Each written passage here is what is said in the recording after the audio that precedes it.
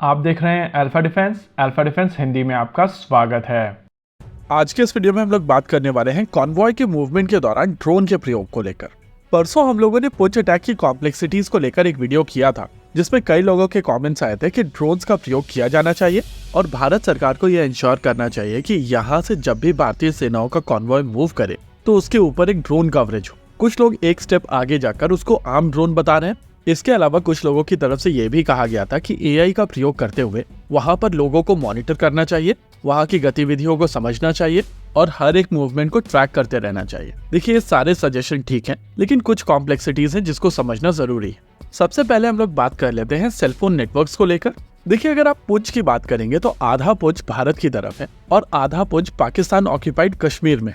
Basically इन इलाकों में ऊंचे ऊंचे पहाड़ हैं और बीच में कटाव के चलते जो जगह बनी हुई है वहां पर गांव और शहर बसे हुए हैं। स्पेसिफिकली पुंछ इलाके में जो अलग अलग कटाव हैं वहां से पानी आकर पुंछ रिवर में कलेक्ट होता है और इन कटाव को अलग अलग जगहों पर नाला कहा जाता है। पीओके और भारत के कश्मीर के बीच में दूरी इतनी कम है कि उनके सेलफोन टावर्स का सिग्नल भारत में देखा जा सकता है और हमारे सेलफोन टावर्स का सिग्नल वहां पकड़ा जा सकता है। कुछ जगहों पर नाले के इस तरफ भारत है और दूसरी तरफ पाकिस्तान ऑक्यूपाइड कश्मीर। कहीं न कहीं इसी चीज का फायदा उठाकर ये लोग कम्युनिकेट करते हैं, लेकिन एनटीआरओ के पास में दूसरे ऑप्शंस हैं जिससे इनको मॉनिटर किया जाता है और उसी बेसिस पर इंटेल बेस्ड ऑपरेशंस किए जाते हैं। लेकिन अगर ड्रोन वाले टॉपिक पर हम लोग वापस आए तो इस बात पे कोई दो राय नहीं कि एक बहुत इंपॉर्टेंट सजेशन है। लेकिन अगर आप ऑप्शंस देखें तो आपके पास में 3 ऑप्शंस हैं। पहला ऑप्शन, जिस इलाके के ऊपर आपका कॉन्वॉय मूव होने वाला है उसको मॉनिटर करने के लिए आप वहां पर medium altitude long endurance drone deploy कर दें, जैसे कि तपस। ऐसा करने से अगर इलाके में कोई एम्बुश करने की कोशिश कर रहा है तो आपको वो चीज लगभग 15 से 20 किलोमीटर पहले ही पता चल जाएगी और उसके बेसिस पर आप चीजों को प्लान कर सकते हैं। रुस्तम कैटेगरी के ड्रोन्स के ऊपर यूज होने वाले electro optical system forward looking infrared का प्रयोग करते हुए कुछ इस तरीके की इमेज बना सकते हैं और आइसोलेटेड इलाके में अगर आपको कोई आदमी दिखाई देता है तो नेचुरली वो सस्पेशन क्रिएट करता है। हालांकि यहाँ पर अश्योरिटी के साथ में नहीं कहा जा सकता है कि आदमी आर्म्ड है या अनआर्म्ड है। इसके अलावा अगर ये टेररिस्ट प्लेन साइट में छुपा हुआ है, जैसे कि फेरन के अंदर AK-47 डालकर ये कैफे में बैठा हुआ है या फिर ऐसे इलाके में खड़ा हुआ है जहाँ पर पॉपुलेशन है, तो इनको आइडेंटिफाई करना मुश्किल होगा। दूसरे ऑप्शन में कहा जा रहा है कि इंडियन आर्म फोर्सेस एक क्वाडकॉप्टर साइज के ड्रोन को अपने कॉन्वॉय से थोड़ा आगे उड़ा सकती है, जिससे उनको एक बेहतर इंटेलिजेंस मिलेगी।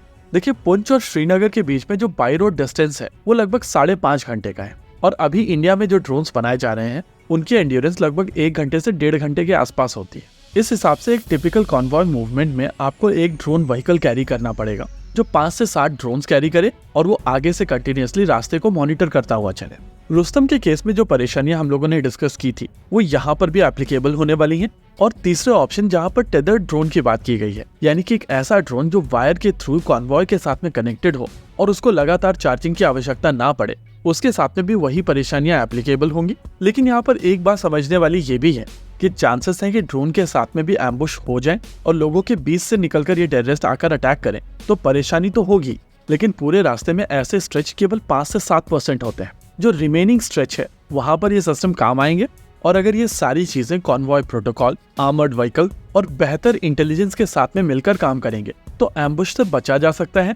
लेकिन इन सभी चीजों से पहले 2-4 चीजें भारतीय सेनाओं को एड्रेस करने की आवश्यकता है। सबसे पहली चीज, ये जो कॉन्वॉय मूव कर रहा था ये नॉन स्टैंडर्ड कॉन्वॉय था, यानी कि किसी भी तरीके की रेकी करके इस कॉन्वॉय के बारे में इंफॉर्मेशन गैदर नहीं की गई है। इनको प्रॉपर इंटेलिजेंस मिली थी और उसके बेसिस पर भारतीय वायुसेना के ऊपर ये अटैक किया गया है। बिना लोकल सपोर्ट के इस तरीके का अटैक नहीं किया जा सकता। विद इन फोर्सेस इस तरीके की इंफॉर्मेशन बाहर नहीं निकलेगी, लेकिन आपको समझना पड़ेगा कि यहाँ पर बहुत सारे वेंडर्स इन्वॉल्व होते हैं। ऐसे में कहीं ना कहीं से कोई ना कोई इंफॉर्मेशन बाहर निकाला है और उसको ट्रेस आउट करने की आवश्यकता है। दूसरी चीज, भारतीय थल सेना, वायुसेना या नौसेना अगर अपने मिशन करते हैं तो इनके बीच में बेहतर कोऑर्डिनेशन होना चाहिए।